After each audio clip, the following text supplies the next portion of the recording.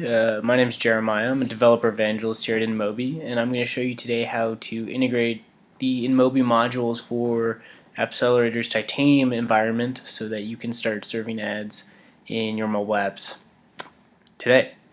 So let's get started. The first things first is you're going to want to download the modules from the Appcelerator Marketplace. So the easiest way to do that is to probably just Google Appcelerator Marketplace. Go here, go ahead and download the modules for InMobi. They're not online yet, this is before their launch, but the process will be the same. And you'll get a zip file, much like this, that you'll download. Now, there's two ways to install modules in the Appcelerator environment. You can install it on a per project basis, or you can go ahead and install it globally so that it's very easy for you to use them in any project going forward. Now we're going to do the second one because, like I said, it makes it easier to add ads to any of your apps now or in the future. So what you're going to want to do is you're going to want to find the correct directory. Now I'm on macOS X Lion, so the correct directory is this. It's my user folder /library/application support/titanium. You can go ahead and find the correct directory either through our help documentation right here on InMobi's help site. You can find the correct path. But there's just absolutely a link to the Appcelerator wiki, which shows you these paths. So you can see that I'm using OS X Lion, and that's why I'm in tilde library application support titanium. Now let's just move this window a little bit. So what you're going to do is, you see I'm in Titanium, there's a folder called modules. Now very important that you don't put your zip file in there. In fact, you just want to put your zip file right here in the Titanium directory. When you go ahead and run Titanium again, there will be some build scripts that unzip the file and move the modules into the correct place. Now I've already done that, so I'm going to show you what the end result looks like. Here are the various platforms. So the way that Titanium stores modules is in module/platform/version, and then you get to the actual module.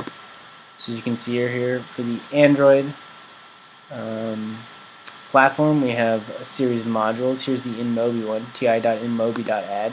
If you go there, you can see the version, and then here's the actual jar file and everything that makes it run. Same with iPhone. Of course, it's not going to be a jar file. It's going to be an Objective-C library. But the important thing here is to notice the version number.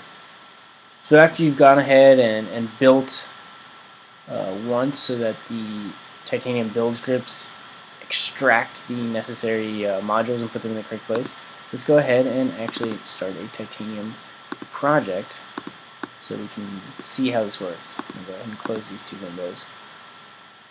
And I'm just going to follow along with the directions that we have here on our help site just to show you that they do in fact work. So right now we're at this point in the game. We've just moved our modules to the correct place. We're going to go ahead and edit our ti app.xml file to make sure that the modules are all linked up and that we can actually serve ads. So once the Titanium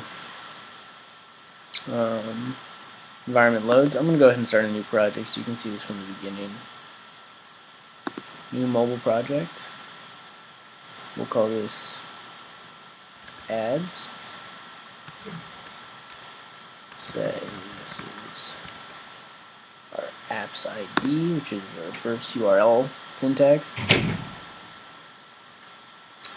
Now it's going to create our application, our project, and we're going to go ahead and edit some of the TI elements.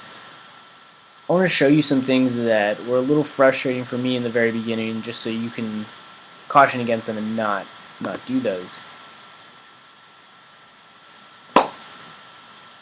So as soon as Titanium's all done, which it is, great. So I'm going to close all these.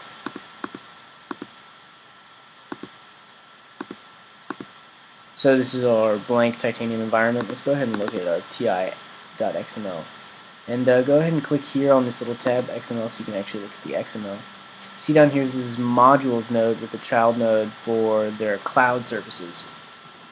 And and that was a checkbox that we enabled on the previous screen when we were creating our project. So let's go ahead and run this app in, I prefer the iPhone simulator, so we'll do it there. Now remember, this is just the standard demo app from Titanium Studio when you say I want to start a Titanium mobile project. So there should be no quirks here, no surprises. Now what I'm doing is I'm building this so I can show you a common error, and in fact an error that I made myself that was a little frustrating, and that has to do with basically when you build and when you can tell the application to have some modules. So there's a really easy solution. We're basically, in a little bit, we're going to use this project clean method to do a clean build, and that will solve our problem. But I just want to show you the problem first so that you don't run into the same trap that I did. So eventually this simulator will start. Here we go.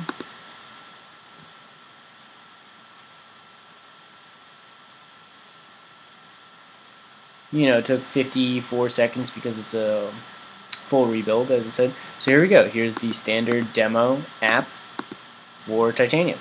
Nothing special. So now what we're going to do is we're going to go ahead and, as I say in the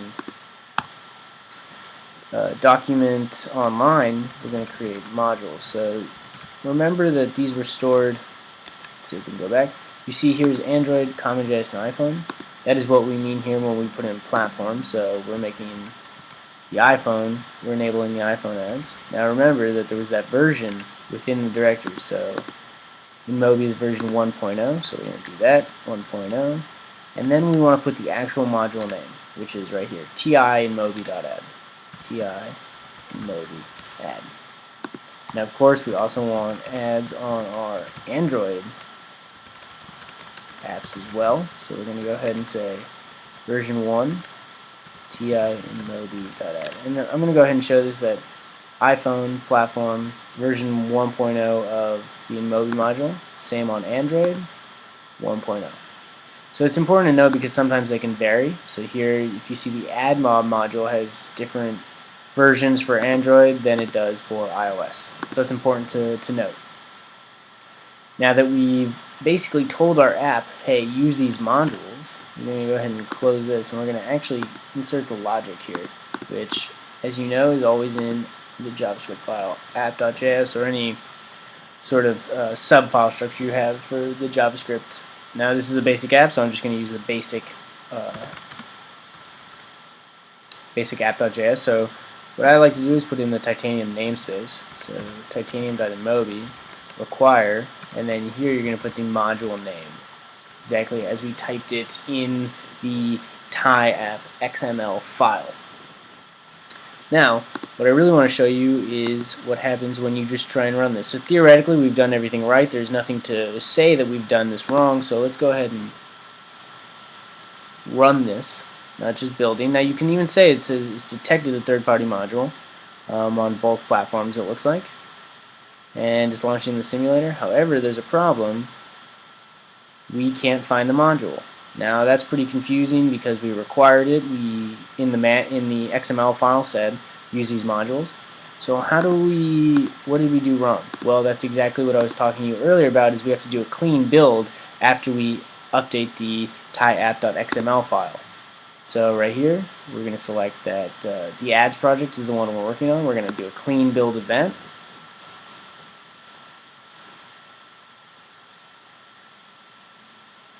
And now that that's done, we're going to go ahead and run it again in the iPhone simulator. The idea being that,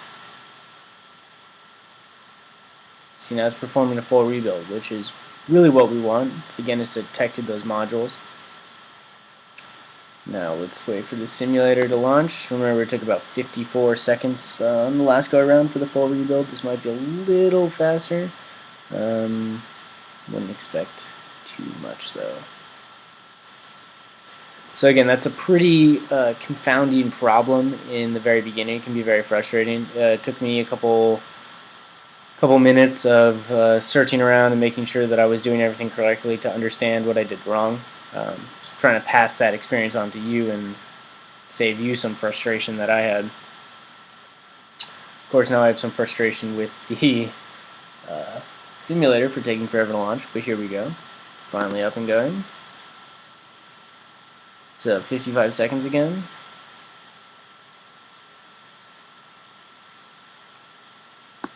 So it gave us this script error, but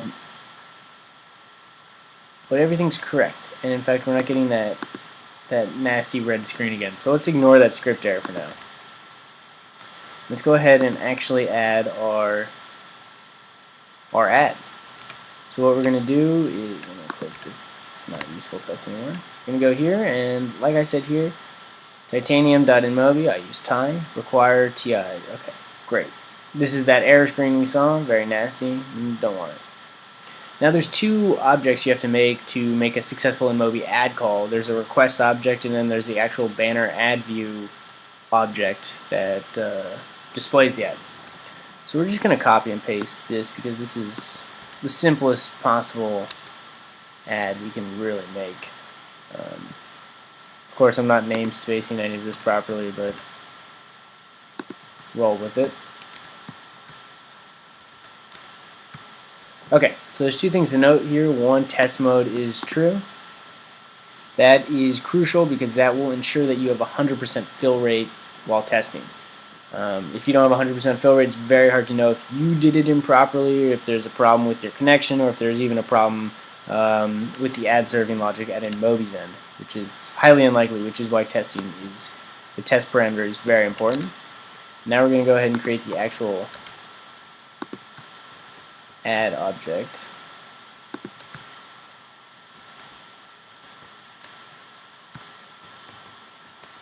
Clean this up a little bit. Now, of course, this can be indented for some prettiness, but it's really not necessary. There's a couple things here that I really want you to take note of. One is this app ID. This is your publisher ID. You get this when your site has been approved by InMobi. This is a dummy test ID. Excuse me. So I would highly recommend you use this in your testing. This will guarantee that you're served an ad. Now we support a number of different ad units, but the most popular on mobile is the 320 by 50 banner ad, click to rich media, click to expandable. So that's what I've declared here, the ad unit. Again, there's the various ad units in the documentation. I want to iterate, this is not the documentation, this is a sample of how you would integrate. And then here we go, we include that request object we just made for test mode is true, UDID hashing is allowed, and there's a whole bunch of parameters you can put in that request. For instance, if your app has a compelling reason to request geo access, you would put the geo coordinates in the request object. If you knew some demographics about your users, their particular interests, let's say you have a highly specialized app, you could put that in the request object. And again, you can find all those parameters in the documentation as well. Now, the refresh interval is pretty important as well. You should keep your refresh interval about 100. What that does is if you refresh your ads too quickly, you're going to get a very low conversion rate.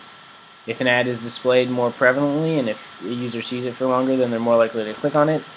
So remember that you really want to incentivize conversions, not in any sort of gold coin giving away method, but in making the ads as seamless with the user experience as possible. So a constantly refreshing ad would not do that.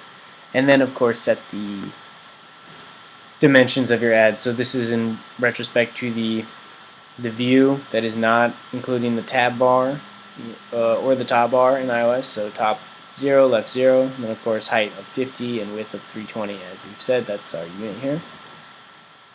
So that's actually creating the ad, right? That is a call to get an ad. And what we want to do here is just let's add it to Win1. So what that does is add the ad to the view. Let's go ahead and run it in the iPhone simulator.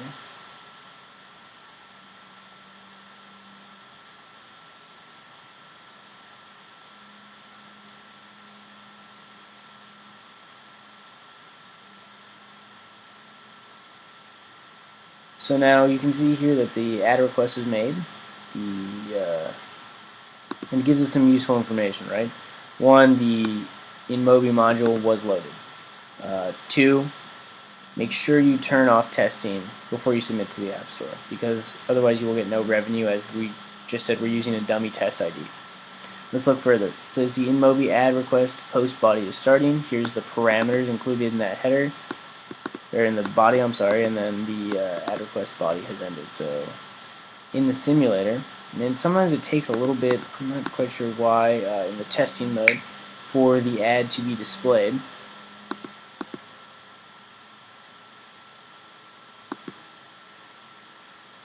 Let's go ahead and run it again. Again, I'm not going to change anything. I'm just going to run it again to get the ad to be displayed.